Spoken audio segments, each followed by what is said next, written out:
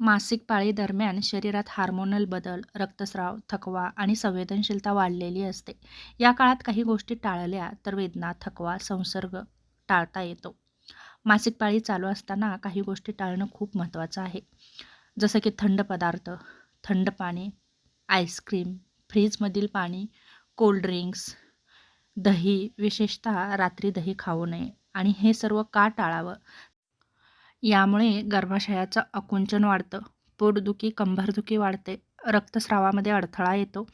आयुर्वेदानुसार थंड पदार्थांनी वातदोष वाढतो. जड, तेलकट, फास्ट फूड टाळावं, जसं की समोसे, भजी, पिझ्झा, बर्गर. फार तिखट किंवा फार मीठ असलेले पदार्थही टाळले पाहिजेत.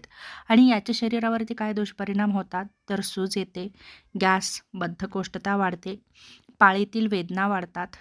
त्याचप्रमाणे चहा आणि कॉफी, जास्त कॉफीन घेतल्यामुळंही त्रास होतो. तेव्हा यांचं सेवन कमी करा. जसं की जास्त चहा पिणं, कॉफी, एनर्जी ड्रिंक्स. आणि हे का घेऊ नये? तर यामुळे चिडचिड वाढते, चिंता वाढते, झोपेचं सूत्र बिघडतं, पोटात मुरडा आणि वेदना वाढतात. त्याचप्रमाणे धूम्रपान आणि मद्यपान पण पूर्णपणे टाळावं. याचा शरीरावरती काय परिणाम होतो? तर धूम्रपानामुळे रक्तप्रवाहावर वाईट परिणाम होतो, वेदना तीव्र होतात, हार्मोनल असंतुलन होतं. फार जड व्यायाम आणि धावपळसुद्धा या काळामध्ये टाळली पाहिजे. यामुळे आपल्या शरीरावरती खूप वाईट परिणाम होतात, जसं की वजन उचलणं, जास्त धावणं, फार दमणारे योगासनं करणं. हे का टाळावं? तर यामुळे रक्तस्राव वाढू शकतो, थकवा वाढू शकतो, कमजोरी वाढू शकते. तेव्हा पाळीच्या दरम्यान तुम्ही हलका व्यायाम नक्कीच करू शकता, जसं की चालणं, प्राणायाम, सौम्य स्ट्रेचिंग. रात्री उशिरापर्यंत जागरणही नक्कीच टाळलं पाहिजे. रात्री उशिरा झोपणं किंवा मोबाईल जास्त वापरणं यामुळेही आपल्या शरीरावरती वाईट परिणाम आणि मासिक पाळी चालू असताना तर या गोष्टी कटाक्षानेच टाळल्या पाहिजे.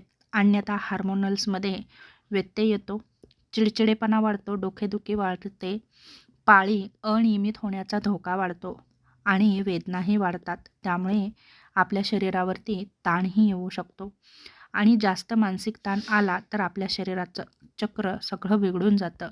तेव्हा काही गोष्टी कटाक्षानं टाळणं खूप महत्त्वाचं आहे. त्याचप्रमाणे सतत उभं राहून काम करणं, स्वतःकडे दुर्लक्ष करणं, शरीराला या काळात विश्रांतीची खूप गरज आहे.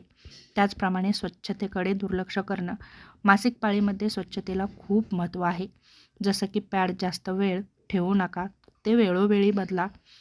ओली कपडे घालू नका, यामुळे संसर्ग वाढतो. खाज, दुर्गंधी सुटते, युरिनचं इन्फेक्शन वाढतं. पॅड तुम्ही 4 ते 6 तासाला बदलणं खूप गरजेचं आहे. त्याचप्रमाणे या काळामध्ये उपाशी राहणं किंवा खूप कमी खाणं या गोष्टीही टाळल्या पाहिजेत. जसं की उपवास, फार कमी आहार. यामुळे काय होतं तर रक्ताची कमतरता वाढते, चक्कर येते, कमजोरी जाणवते.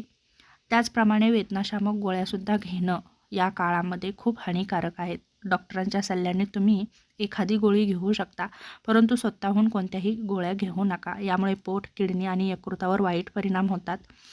त्याचप्रमाणे या काळामध्ये आयुर्वेदानुसार थंड पाणी डोक्यावर ओतू नका, केस धुवू नका, जास्त प्रवास करू नका. काही स्त्रियांना लैंगिक संबंधाच्या वेळीही त्रास होऊ शकतो. मासिक पाळी हा शरीराचा नैसर्गिक शुद्धीकरणाचा काळ आहे. या काळात योग्य गोष्टी जर टाळल्या तर यामुळे वेदना कमी होतात, पाळी नियमित राहते आणि स्त्रीचं एकूण आरोग्यही नक्कीच सुधारतं. तेव्हा या काळामध्ये काही गोष्टी टाळा आणि स्वच्छतेची नक्कीच सवय जर लावली तर नक्कीच तुमचं आरोग्य चांगलं राहू शकतं.